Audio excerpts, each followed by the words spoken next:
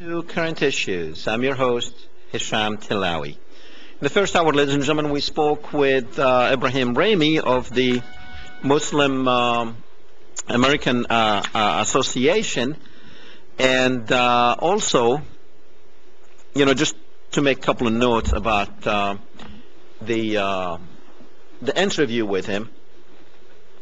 I noticed that he did not really want to stick his neck out, but I noticed he was very careful in what he was saying, and I think probably that may have a lot to do with, I don't know, maybe, he's in Washington and his organization has to deal with the media and deal with the government and deal with the State Department, and I just feel that a lot of these Muslim organizations, they're playing it safe.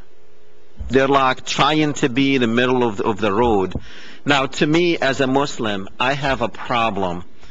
I can't deal with 9/11 if I don't know much about 9/11. I can't deal with 9/11 and say that it was Muslims who did it. I want to know who planned it, who's the head guy. I want to know that those two towers really fell because those two planes. You've heard Noam Chomsky on my show a few months ago that he said he believed the story of the government that the buildings fell because of the planes hit them. So as you can see, in order for me to really understand and deal with 9/11, I have to have the truth about 9/11. No investigation. Don't let them lie to you. This thing about 9/11 commission, it was 5 Republicans, 5 Democrats. They got in together just to say that don't blame me, I would not blame you. Don't say I did it, so I don't say it was Clinton who did it. And we came up with a report that really did not tell us much about exactly what happened in 9/11. So for me to deal with 9/11, I can't deal with something that I don't know much about. And until now, there are a lot of questions about 9/11, because 9/11 is what eventually took us to Afghanistan and what eventually took us to Iraq. And you've heard the story. I mean, this is not something new. The weapons of mass destruction, they used 3 different things on you to basically say, yeah, it's okay, let's go to war. Remember, it was about 85% of Americans who really agreed that we need to go and get them. Let's roll.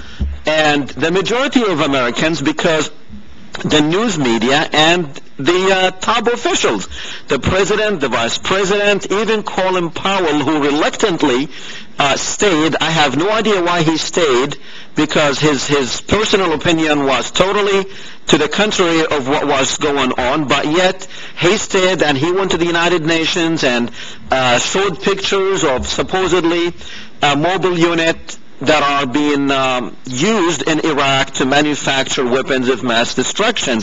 Now, everyone knew there was no weapons of mass destruction, ladies and gentlemen. The United States government knew before they even came up with the lie. Don't tell me we're spending billions of dollars on intelligence and we didn't know that Saddam did not have weapons of mass destruction. Iraq, that lost 500,000 children during 12 years of siege and embargo, because they could not feed their people. So 500,000, that's 500,000 of Iraqi children died because of from malnutrition and lack of medicine. So don't tell me that these people had the power to really hurt us. And later on, the president blamed it on the bad intelligence that he received. It was not bad intelligence. It was fabricated intelligence, and everyone knew it. But yet, now we have 85% of Americans saying no to the war. 85% of Americans saying no, and as a matter of fact, I have seen some which goes up to 95% of Americans saying no. So let's take the lower number of 85%, but I'm still seeing the war raging on, and I'm still seeing that we are sending more and more troops over there. So what is it about this war that even the President of the United States, after his party was defeated in Congress, and last week you've seen when he said that he's going to send 21,500, and the Democrats said, hell no, and he said, yes, we are. And as a matter of fact, yesterday, the troops started entering Iraq. The 21,000, the 4 or 5 brigades that he said he was going to send, they actually started entering Iraq. So we are doing nothing but sending more and more people there to be more and more, to have more and more targets for other people to shoot at. And I don't believe this is the right policy. I think, something needs to happen. Unfortunately, you are being trapped from all 4 corners by the media, because the media is not telling you exactly what's going on. They're not telling you the truth of what's happening, and that's what the problem we're having. In this hour, ladies and gentlemen, my guest, I have a special guest, a courageous man, a brave man. He is First Lieutenant Ehren Watada. He has become the Army's first commissioned officer to publicly refuse orders to fight in Iraq on grounds that the war is illegal. The 28-year-old announced his decision not to obey orders to deploy to Iraq on June 27, 2006, saying, "My participation would make me party to war crimes." Listen to this again. He said that my participation would make me party to war crimes. So he believes that this is war crimes. Now, something interesting that Ann Wright, who is a retired colonel, Ann Wright, she said of Ehren, she said the artillery targeting officer, that's what Lieutenant Ehren is, the artillery targeting officer has the right to disobey illegal orders.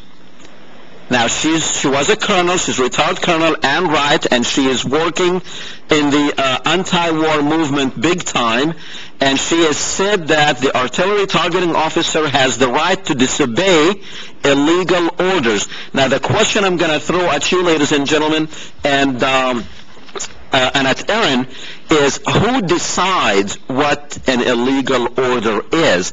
As a soldier, are you to obey orders, or are you to disobey orders even if you know that it is illegal and you might be taken into a criminal court of law? Because remember, the Nuremberg court have basically, and I'll have him talk more and more on this, he knows a lot more about it, that an officer can disobey orders if the orders are to commit a crime. Now, before I go to Ehren, I'm going to go, Freedom is holding on line 1, so, and then we'll come back and we'll have the guests on. Go ahead, Freedom. Yes, Dr. Tillawi? Yes, go ahead. I am deeply disturbed right now because earlier today I was looking on the internet at the Guardian of London and the Independent from London, both a liberal and a conservative paper, and they apparently were talking about the hydrocarbon part of the Iraqi Constitution that they're about to sign with the big American oil companies, the Exxon, Mobil, BP, and whatnot. And apparently it appears that 40% of the price of the oil is going to go into the pockets of these American and British oil companies, and they will not be paying any taxes to the Iraqi government at all. Now, is it possible, since that agreement is coming up, and the Guardian also said that 75% of current oil prices are also going into the pocket of the big oil companies, could it be that these extra 21,000 troops that are currently there and the 14 bases that are currently being built, some have been finished, is it possible that we are stealing the whole thing about this whole Iraq war was to take the oil for George Bush and Dick Cheney's oil friends? And thanks very much. Could you please answer that? Thank you. Freedom, I don't think that the war was to go over there so these people can be rich, but I think it's a benefit that they have reaped from the war. Definitely, think about it as they're looting the country. It's a war booty. So I don't think that's why we want to war, but I think this is one of the benefits of the war is to make these guys rich and richer than they are. I don't know what they want to do with the money, because ExxonMobil showed $300 billion profits in the last quarter. So I can't see how, if I'm not mistaken, it was, not 35 billion, I'm sorry, $35 billion profit. So I don't think we want to war so these oil companies can get rich and then kill our own people to do that, but I think it's a benefit of why, it's one of the benefits of the war. But I think, I'm sure Aaron Watada will have a lot to say about that, of why he thinks we went to war. Welcome to the show, Aaron. Thank you, sir. Good to be here. Thank you. Aaron, you are the first commissioned officer to say, hell no, I'm not going to war, to this illegal war. Why do you think it's an illegal war? Well, I was listening to the radio today, and there was a gentleman from this organization, I believe it's called Iraq and Afghanistan Veterans of America.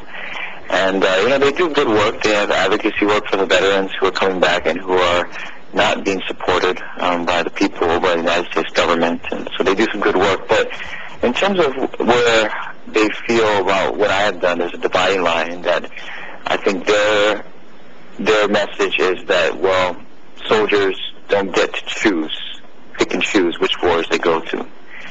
And they're certainly right. We don't get to pick and choose. We have an obligation and a duty to pick and choose. And with that, we have to determine for ourselves what is legal. And when I say this war is illegal, that's not just my opinion. That's just not the opinions of some people within this country. That is specifically derived from our Constitution, that document that every soldier, and especially officers, swear an oath to protect and defend at all costs against all enemies, foreign aggressors, and those within our own country. And what I'm talking about is Article 6 of the Constitution of the United States of America, which states that all treaties that are ratified by Congress become the law of the land, second only to the Constitution. And those treaties that I'm talking about are the United Nations Charter and the Nuremberg Principles, laws and that were enacted and written up by the United States after World War II, specifically to prevent wars of aggression and to uphold the peace worldwide. And if that isn't enough for people, if some people would say, well, we're America, we don't need to hold ourselves to laws that we made 50 years ago or international laws, just like some people within our government today say, oh, we don't have to sign on to the International Criminal Court or other international treaties like the Kyoto Protocol. Then I say, well, what about the first three articles of the Constitution, those separation of powers, those things that are within our Constitution to prevent tyranny and authoritarianism, to prevent the consolidation of power into the hands of one person or a select group of people. So we say in our country we have three separate but equal branches of government. And when you have one branch of government that deceives and lies to the other branch of government, the most important one, the one that's representative of everybody within this country, you have a grave violation of our Constitution, of the basic fundamentals of our democracy. And because the war was started upon that deception and those lies, that makes it illegal and also immoral. Okay. But now, illegal and immoral, you mentioned the article that you mentioned, but also Article 88, which you have been charged with, which is missing movement by design, and also Article 133, which you also been charged with, which is conduct unbecoming an officer and a gentleman. But who is to decide that a war is legal or illegal? Isn't it the court system in a country? And is there such a thing as democracy in the army? Well, certainly you asked a lot of questions there. and I'll start off with the last one, and we can get back to the other questions. Okay. You know, people say there is no democracy in the Army, but when people say that, well, soldiers don't have a right to question or dissent, and let me tell everybody out there, especially those veterans, people who have been in the military, they know enlisted members and even junior officers, they question and they dissent all the time. That is just a fact of life. And as leaders, our responsibility is not to, we don't instill discipline and leadership by tyranny.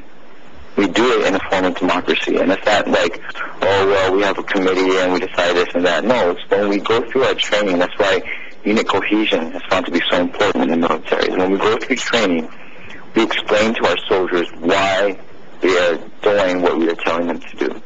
If we're training and I say, go and cover that sector, I explain to them, this is why you're going to protect, that sector so you can protect our men, and this is your responsibility, this is your job, and this is why I'm telling you to do it. Not because I'm telling you to do it because I want you to and for no other reason.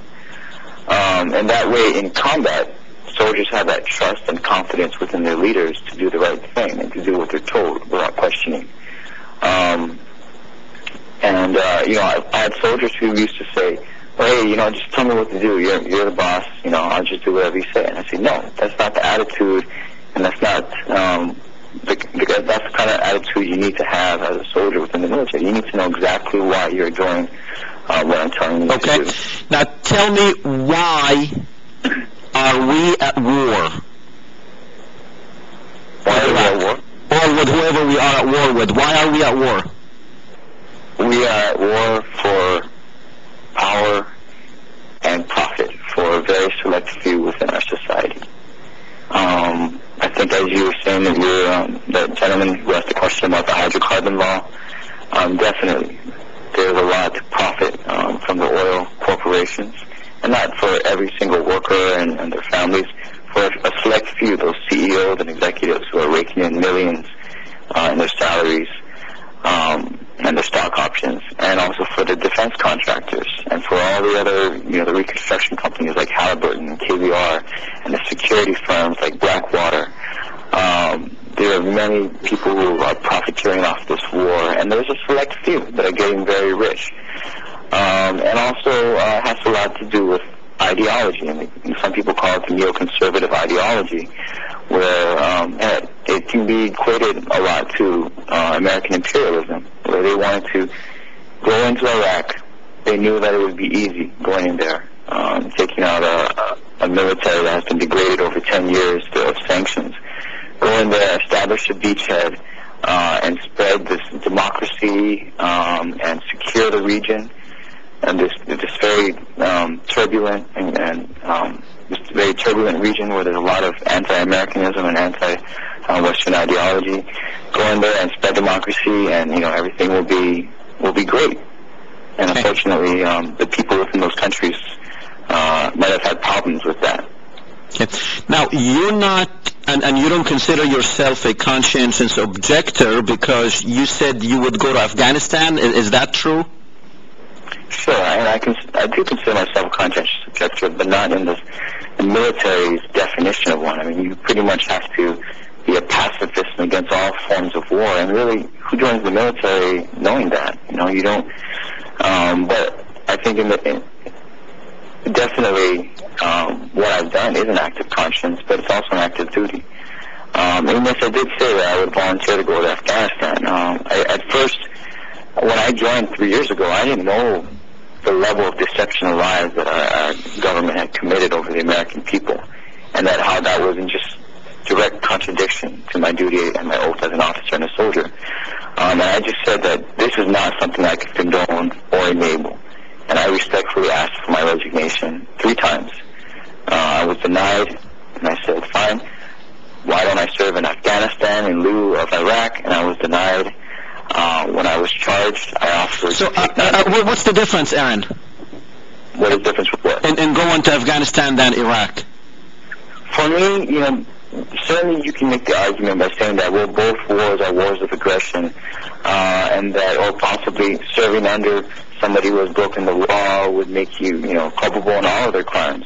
But for me, I had to draw the line and show that there was a distinction legally between Iraq and Afghanistan. And that was the main reason why I chose to volunteer. Okay. To fulfill my commitment. Okay. You had a pre-trial hearing on January 4th? Yes. Can you tell us how did that go? What happened? Well, the judge asked a lot of questions, and he made some indications on, for and against. Because really, that pre-trial was to determine the scope of the court-martial that's coming up on February 5th. And then February 5th is the trial, right? Right. And you are asking people, tell me, I know you have a lot of supporters out there, and you should, in my opinion, because people should be brave enough to stand up and say, I'm not going, to go into an illegal war, if you really believe in that. Now, what would you like people to do on February 5th? I just want people to come out, and I want those within the military to see that the American people still care about them, and that they, as much as the people in the military and the armed forces serve the people of America also have a duty to serve those in the military. And when I look out there and I see my brothers and sisters dying and getting wounded and suffering each and every day, and I see the majority of Americans so detached from what is going on, they're more interested in the football games and American Idol than what is really going down in Iraq. That really shocks and dismays me. And I just want those in the military to know again that the people of America, the people they serve, care about them and are willing to come out there and at least sacrifice just a little bit. Ehren, do you know of any other officers who done what you have done? No, I don't. But there was a lot. I received a lot of communications from those within the Army, active duty, reserves, National Guard, and there was a lot of support even among the officer corps. But the level or the willingness of people to do certain things is really variable. So you are, on the record, you are the first commissioned officer to say, no, I'm not going to war. Yes, on the basis. And of course you are facing up to 6 years imprisonment for refusing, correct? Correct. And I also want to point out that you asked the question before of who determines the lawfulness of a war. Well, certainly in a system of checks and balances, if one branch of government, and namely the executive branch, commits an illegal or immoral policy, it's the responsibility of the other two branches, the judiciary and the legislative, to correct those wrongs. That's to ensure the safety and the welfare of the American people. But as you know, we for just until recently we had a Congress that pretty much wrote a blank check for anything the executive branch wanted. Okay. Now, some people might say, you're starting a mutiny in the United States Army. Is this like the beginning of a mutiny in the United States Army? Ehren? Ehren? Can you hear me? Okay, he's on a cell phone, so maybe we lost, let's go ahead and call him back. I think we probably lost, but I'm going to go to Bob. He probably wants to talk to Ehren, but go ahead, Bob. Well, I just wanted to ask him, did he decline his resignation? Yes. He offered a resignation and declined it. Yes, he offered. He wasn't in a combat zone. No, he didn't go. He didn't go. No, he didn't go. He refused to go. Okay, well, I always thought a commissioned officer go ahead and turn his resignation in and resign. I mean, they have to accept it. That's the contract they signed. I don't know. I have no idea about that. I have no knowledge of how that stuff works.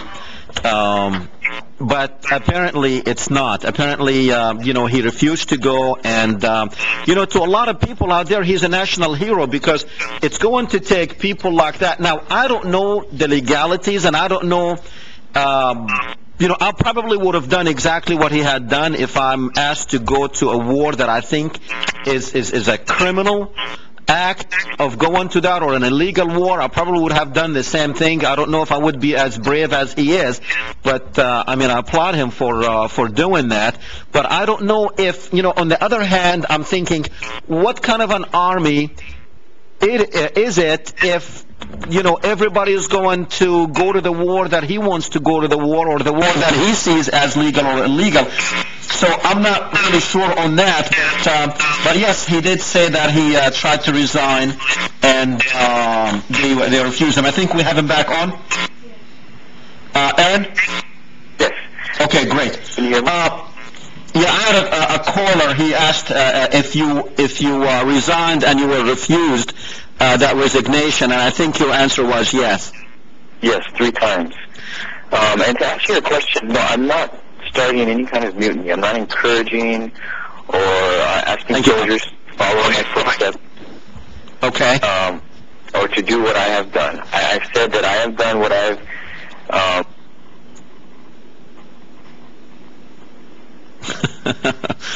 Are you still there?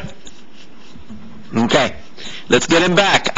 There's a lot of stuff that this man, we've got to hear from him. I mean, this is really historic for our show. It's historic for current issues to have the first commission officer to say, no, I'm not going to this illegal war. And there's a lot of people behind him. There's a lot of people behind him. And, we welcome your phone calls once we get him back. I think we got him back on. Are you back? Yes, hello? Okay, yes. Hi, how are you? Yes, I just want to say that I am not encouraging other soldiers to follow my footsteps. Sir, can you hear me? Yes, yes. Yes. What I have done alone based upon what I know and what I believe. And what I am doing is trying to raise awareness to the American people. And they have the power to stop this war. They have the power to stop more and more deaths of American soldiers and possibly even Iraqis. But they have to come up and fulfill their civic responsibility as Americans, and they have failed in that just as much as those with the power, our elected officials and representatives, have failed the American people. Okay. Ehren, one of the charges, which is Article 88, it says missing movement by design. What does that really mean? Well, you see, within the Uniform Code of Military Justice, which is subordinate to the Constitution, it states that all members of the military have the duty to obey only lawful orders. And so you can't, if a senior officer says go kill civilians or go burn down that house or whatever, that is, considered an illegal and immoral order. You cannot obey that, or you will be tried and punished under court-martial. So who defines a lawful order? Well, normally, you have to assume an order is lawful, or you disobey it at your own peril. But in this case, if they were to charge me with disobeying a lawful order, they would have no choice but allow the defense, allow me to argue within that court of law how that order is unlawful. So in effect, they're trying to get around this article, and I don't know, I think that's Article 92. They're going around this, one, because they can, but two, because they don't want to have the merits of the legality of the war debated in an open and public court. And so that's why they charge me with a much more technical charge, missing movement, which is equivalent to something like trespassing. Either you did it or you didn't do it. And if you did it, well, you're guilty, and it doesn't matter why. Ehren, why Congress, who definitely have the authority to declare war, and to my recollection, they did not declare war. Why can't, if they have the power to declare, why aren't they, introducing some sort of a bill to end it? Well, they're trying. They're trying, and as you know, even the Democratic Party is very. There's a lot of divisions, even within the Democratic Party. I mean, there's Congressman McGovern from Massachusetts and Senator Kennedy, who are trying to introduce resolutions to bar any more troop escalations and any more funding. There are other Democratic senators and congressmen who try and do the same thing, but it's very difficult to get the whole Democratic Party behind it, even though they are now in the majority. And, just with this troop surge, there's so much the Democrats are saying that they can't do to stop it. I mean, pretty much, one person in this country has the power, has immense power. Even though we say we live in a democracy and it's government by the people and we have 3 separate branches. But I think the Democrats are trying, but there are some who are not listening to the will of the people, who may have been voted into power and are not hearing the voice of the people who are calling for the end of the war and to bring the troops back home. So are you still, what is going on with you now? Are you still a commissioned officer? Correct. I'm still a commissioned officer. So, every day you go to work, you go to your office? Is that, you still leading a normal military life? Yeah, correct. But as soon as my court-martial comes, they will try me. If I'm convicted, they will have a sentencing phase, and as soon as, they sentence me, if that includes confinement, then I'm off to wherever that confinement facility is, anywhere around the U.S. Now, what about, I don't know what you do, but what about the people around you, like when you go to work every day? What about your friends, your comrades? How is their reaction and their attitude towards you? As I said before, there's a lot of opposition to the war from within the military. For the most part, people keep their distance. They don't want to get too close to me or talk to me about these kind of things. But every once in a while, I get somebody in uniform who comes up to me, of all ranks, officers and enlisted, and who says they support me, or they respect what I've done, or they just wish me good luck. That includes those in uniform, their dependents, and people within the military community outside the base. And the other day I was at a Martin Luther King rally and I spoke for a few minutes. And it was inside of a gymnasium, and there must have been over 1,000 people there, maybe even 1,500. So would you say, if I asked you to take a guess, would you say there's more people in the military who don't like the war than there are those who do like the war? No, well, there was a Military Times poll that was taken. Military Times is a paper that a lot of people in the armed forces read. And they did take a poll, and it has shifted. Yes, there's an increasing amount, probably even a majority of those within the military who do not agree with the executive branch's policy and position on Iraq and the way things have been going. In terms of those who support me, I don't think there's a majority of those in the military, but there is a lot, and they have come out and they have communicated to me in different ways their support. Okay. Ehren, I'm asking you questions because there's a lot of, you have people who like you and you have people who don't like you for what you have done. Now, one of the charges from these people who don't like you, they're saying that you graduated and you entered the army after the war started in Iraq. So, don't you think if you objected to the war, why did you go in the army knowing that there's a chance they might send you to Iraq? How would you answer that? The very simple answer is I did not object at that time because I did not know the whole facts behind the war, just like a lot of people did. Just like former Senator Edwards, who's running for president now, says that if he knew then what he knows now, he would not have voted for the authorization of force. And many people are saying that. Many people, just civilians, American citizens, we all realize now that we were duped. We were duped by those who have the power within our government. And they used the media, they used the press, and they used our fear from 9/11 and of terrorism in order to gain public support to invade Iraq, a country that, as you know, never had weapons of mass destruction, never had any ties to Al-Qaeda or 9/11. And thanks to videotape, we know those people within our government, within our administration, said those things to convince us for the justifications for invasion. I am not the same person I was 3 years ago. And second of all, I did not volunteer to join the army to go and fight wars. I volunteered to defend my country and defend the Constitution. When we have those within our government who just trample on the Constitution and say, oh, this is just an old document, it doesn't apply to us anymore, the Geneva Conventions don't apply to us anymore, the Bill of Rights don't apply to us, we have the right to, whenever we sign in a law, we can say that we are exempted from it. That is just a gross violation of the things that all Americans should cherish and hold dear. Okay. I know you touched on this, but I'm going to read a statement that you had said, not today, but earlier. It's the duty, the obligation of every soldier, and specifically the officers, to evaluate the legality, the truth behind every order, including the order to go to war. And I know you said that is in the military code of ethics somewhere?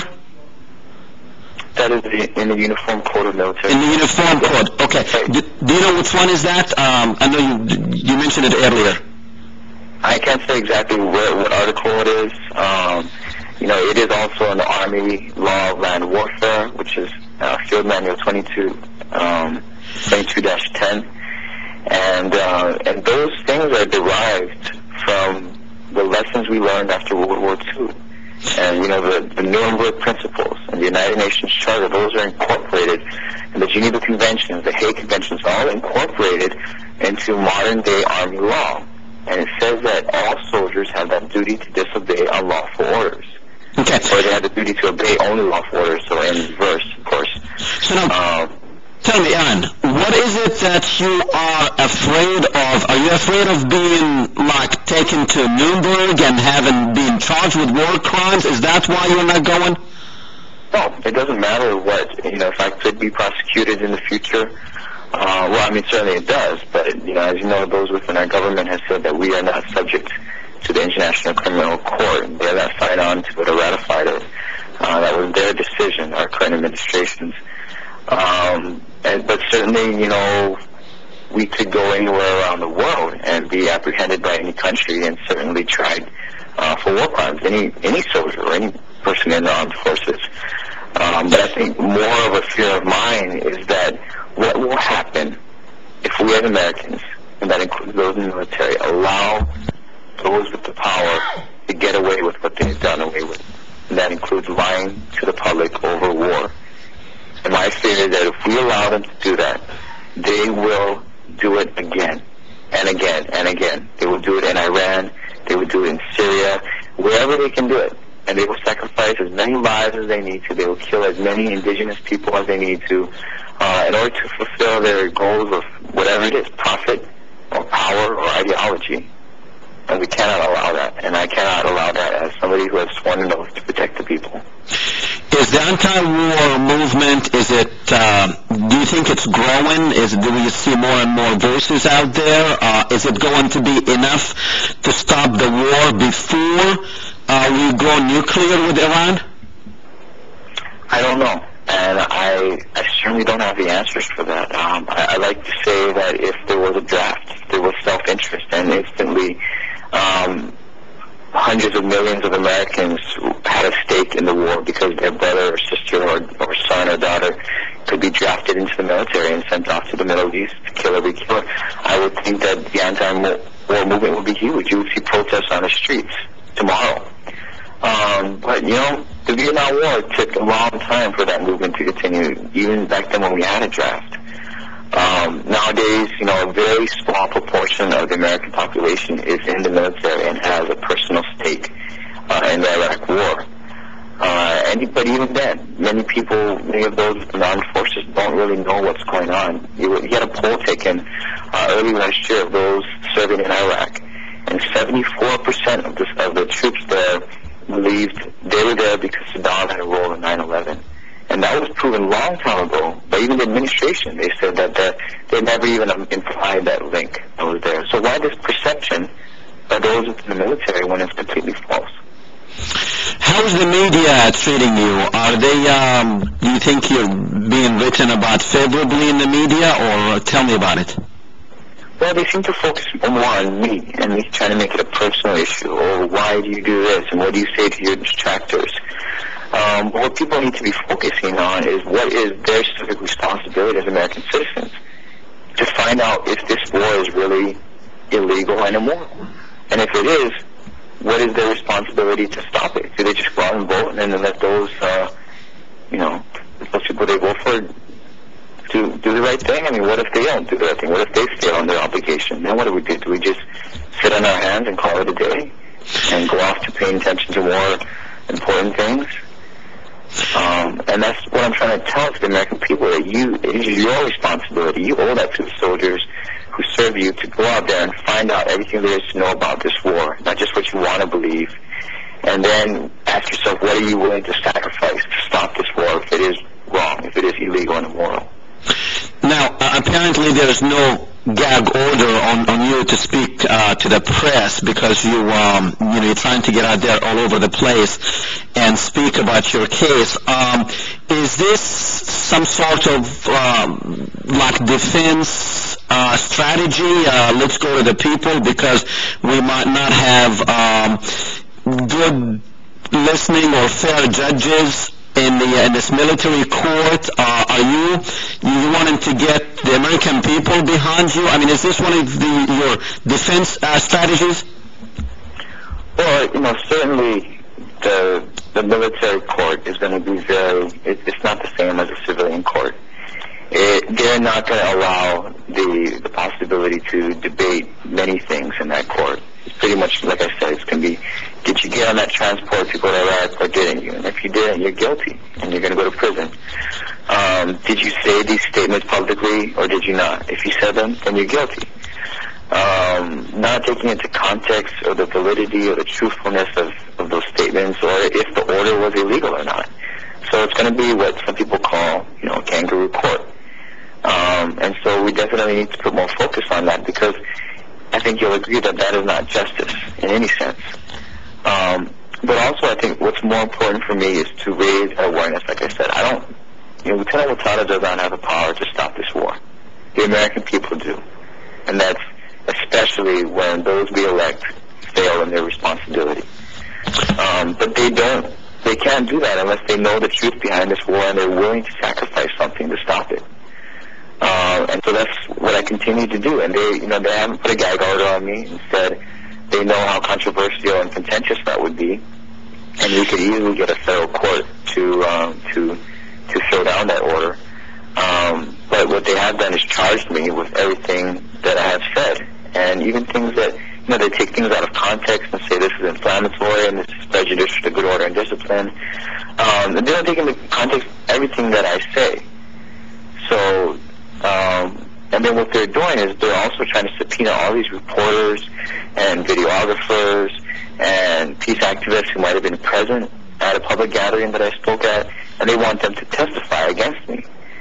I think as a journalist you would agree that that is a very slippery slope, in that no whistleblower, no minority opinion will ever get out, because people who work within the government will be afraid to talk to somebody who might be compelled to testify against them in the future. Do you know of any court cases, civil or military, that anyone had filed against this illegal war? I only know of one in Germany. So you don't have like a precedent, a judge's decision anywhere in the federal system that said this war is illegal? Right, well, not in this war, not in the Iraq war, and certainly not in the Vietnam War, too. And you might say, some critics might say, well, then that means, a soldier doesn't have a right to decide on the legality of the war. That's what I'm getting at, is what gives you the right to decide if the war is legal or illegal, regardless of how you feel about it? I mean, when something is illegal, that means you broke a law somewhere. Where is the law that this war had broken? The Constitution, sir, like I told you in the beginning. Article 6 of the Constitution. This war violates the United Nations Charter. It violates the Nuremberg Principles, which through Article 6 becomes federal American law. That's not enough for you. Then how about when one branch of government deceives the other branch of government in order to get authorization for war? That is a violation of our Constitution. Now, what about... I'm not just making things up. I'm not just saying this is what I feel. This is what's in our laws. I understand that. Believe me, I understand that. But my point is, there is somebody who decides those things, and it's either the court systems, the Supreme Court, the Congress, or probably, I don't know if there's like court systems, like military courts, if they decide these. But as far as you're telling me that no case has ever been went through these courts, so there's no decision if the war, a legal decision, if the war is illegal or not. And that's where your weak position is that there's no legal decision or opinion to say that this war is illegal. Oh, sir, I'm not trying to say that I have a strong position here or that I'm going to win this case. This is what I believe. And I knew that there were sacrifices and there were consequences to following through with my beliefs. And, that's the sacrifice we make as those who have sworn oath to this country. And if I have to go to jail in order to get these, to follow through with my beliefs and my conscience. So you are a man with a purpose in life. Right. And that purpose is to help stop the war. Correct. Because it is illegal and it is immoral. And if we do not stop it, those who started and continue to conduct it will feel entitled to do it again and again. Okay. I'm trying to see what's the next thing, like the next step after February 5th. If you are found guilty, is that the only military, court session that you're going to have, just February 3rd? And if you're found guilty, that's it, you're going to prison? No, there is an appeals process, and the appeals process is very promising because they have sought to tie in the conduct unbecoming charges with the other one, the missing movement charge. Those conduct unbecoming charges deal solely with speech, free speech. And even if the military says, well, it doesn't really matter, and the military members don't have a right to speak out, we can take that, and we have a good chance to get into the Supreme Court and debating that issue. There was only one other decision made in terms of what military members can say, and that was back in Vietnam, when there was a military doctor, a captain, who encouraged, African Americans to refuse to go to Vietnam. And the Supreme Court upheld the decision on his conviction. So that is vastly different. If you look at the things that I have said, it's basically my opinions and my beliefs. And even the Veterans for Peace Convention, in which they allegedly charged me with. If you look at the whole thing, at the text of what they're using for evidence, what it's saying in effect is calling not on the soldiers or any active duty soldiers to refuse or anything like that, but it's speaking to the audience, which is made up of peace activists and Veterans for Peace and the anti-war movement, and speaking to them and saying, hey, you have to look at yourselves and look at what your responsibility is to the soldiers. Okay. Ehren, we're going to the phones with Jack on line 2. Go ahead, Jack. Jack? Hello? Yes, you're on. Go ahead.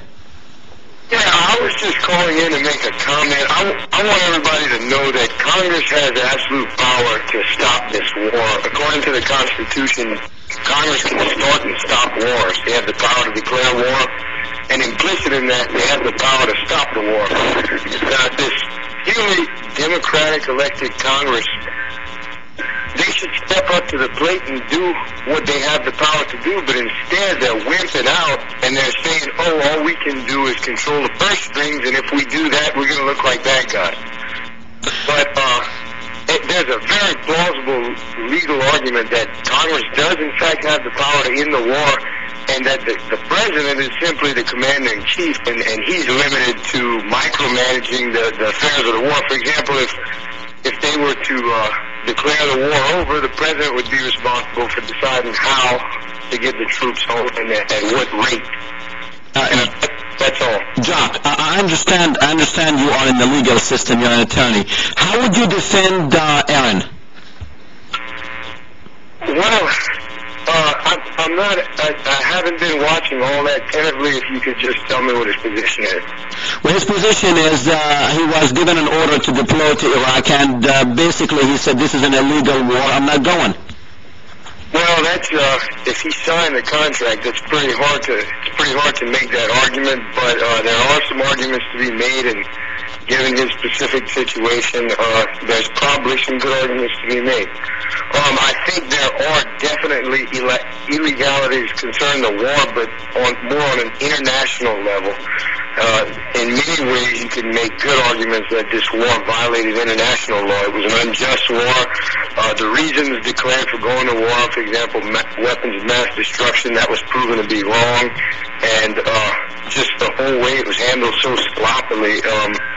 If the United States wasn't such a great power, there's no doubt in my mind that there would be some kind of charges brought up against them on an international level. Okay. Thank you, John. All right. Appreciate it. Ehren, with the moments that we have left, now your attorneys, are they appointed by the military, or how does that work? I have one appointed by the military and one who's a civilian lawyer. So you are paying for the civilian one? Correct. Well, no, he's working pro bono, but I do have to pay out of pocket for his expenses. And I thank the people out there. There's been so much goodwill and support. How can people help? We have put your website on the screen. Tell me ways of how people can help you and help your case. There's a website set up by supporters and organizers. It's called thankyoult.org. And there's a donate button on there, and there's also a button for people to sign on to a petition if they support, and also to receive updates and alerts on the case. Okay, very good. Ehren, I just want to thank you for coming on, and good luck to you. We'll be watching what comes up on February 3rd. We will follow that trial. Thank you.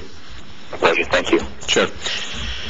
Well, ladies and gentlemen, it's the first time, or the first commissioned officer who decides this is an illegal war, and I'm not going.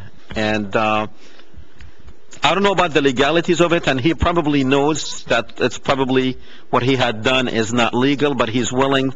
The point is, ladies and gentlemen, it doesn't really matter if it's legal or illegal. This is a man who decided, one man, he decided to move mountains. And that's all he wants to do. Regardless if he goes to prison for 6 years, regardless of what happens to him, he wants to make it known that this war is illegal. This is an unjust war. This is a war that we have no business of being there. And that's his message.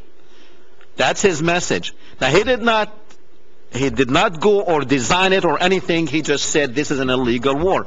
And in my opinion, what he has done, one man can make a lot of difference, because this man has sacrificed so much. He sacrificed his whole future. He's 28 years old, graduated, joined the army, and decided to take this road, which basically put a big X on his future, on his military career. This man could have been the future Joint Chief of Staff, or the Joint Chiefs of Staff, of whatever these people are called. I'm not an Army guy, but it's the Joint Chief of Staff. But this is what this man has done. What are you going to do to stop this war? What are you doing your part to stop this war? This man decided, and I applaud him for it. I don't think I could be brave enough to sacrifice everything, but he is. He's sacrificing. He sacrificed his future. I don't know if he's married or not. He sacrificed the future of his children or children to be. He basically sacrificed everything. It would have been easier for him, since he's sacrificing his life, to go to Iraq and be one of those numbers with a bullet in his head and dead. But no, he's making a statement. What statement are you going to make to stop this war, this illegal war? We are on a killing spree, ladies and gentlemen. Our government is on a killing spree, and we need to do something about it. We'll see you next Tuesday, 6:30. Be there. Good night. Hello everyone, my name is Vicki Nettles. I am currently